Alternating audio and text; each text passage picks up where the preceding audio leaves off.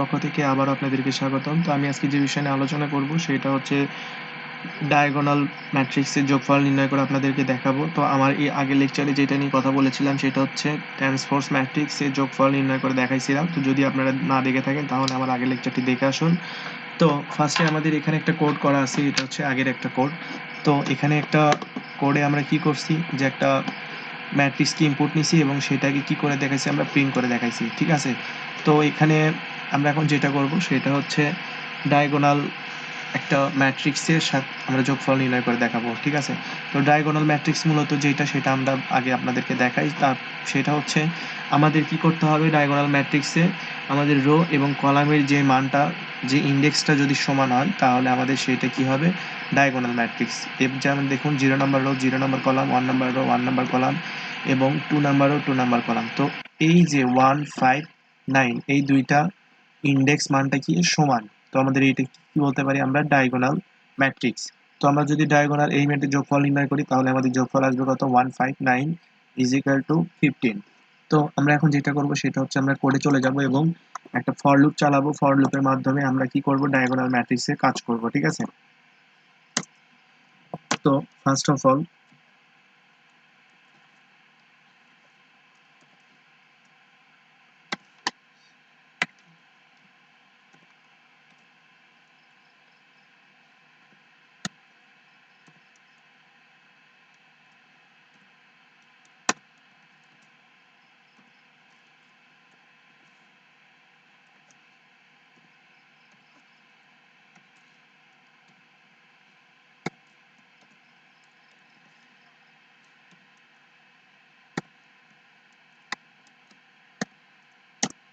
তো আমরা যেটা করলাম সেটা হচ্ছে আমরা দুইটা, একটা রো এবং একটা কলামের লুপ চালাইলাম, ঠিক আছে, ফর লুপের মাধ্যমে।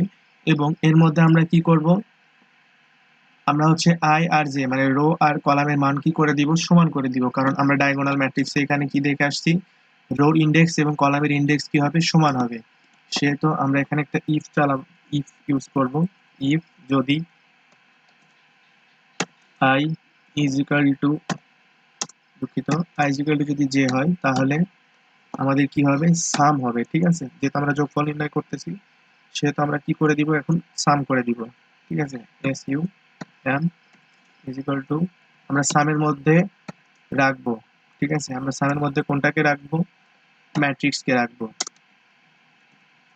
এই নাম্বারে যে ম্যাট্রিক্সটা আছে আমরা এই ম্যাট্রিক্সকে কোথায় রাখবো, এই ভেরিয়েবলে যে ম্যাট্রিক্সটা আছে এটাকে আমরা কোথায় রাখবো, সামের মধ্যে রাখবো।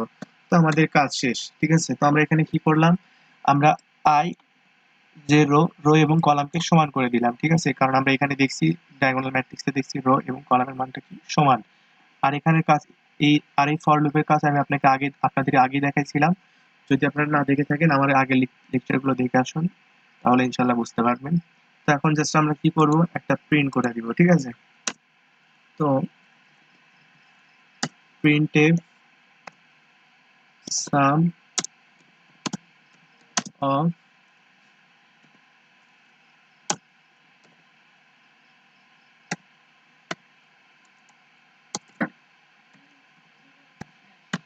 ডায়াগোনাল ম্যাট্রিক্স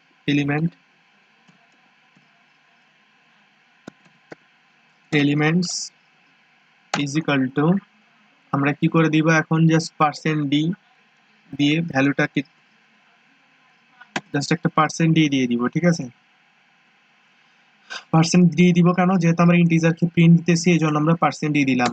এখন আমরা কি করব, একটা নিউ লাইন দিয়ে দিব এবং এখানে যেহেতু আমরা সামকে যোগ করতেছি, তো এখানে যেহেতু সাম ভ্যারিয়েবলের মধ্যে আমরা সবগুলো মানকে রাখছি, একটা ম্যাট্রিক্স এবং সাম অপারেশন রাখছি, সেহেতু আমরা এখানে কি করে দিব, একটা সামকে সাম ভ্যারিয়েবল নিয়ে নিব, ঠিক আছে। তো আমাদের যোগ হয়ে গেছে। আমরা আরেকটা কাজ করব, সেটা হচ্ছে আমরা সামকে ইনিশিয়ালাইজ করে দিব, সাম ইজ ইকুয়াল টু 0। তো ভিউয়ার্স, আশা করি আমাদের কোডটা হয়ে গেছে। আমি এখন কোডটাকে আপনাদের মাঝে রান করে দেখাবো। তো তো এখানে কি বলতেছে, enter the element for matrix. তো আমরা এখন ম্যাট্রিক্স গুলো নিব, row 0 number row 0 number column, 0 number 1 number column, 0 number row 2 number column, ঠিক আছে। তো তিনটা ম্যাট্রিক্স, তিনটা রো এবং তিনটা কলাম, ঠিক আছে। আমরা মানগুলো যদি নিই, দুঃখিত,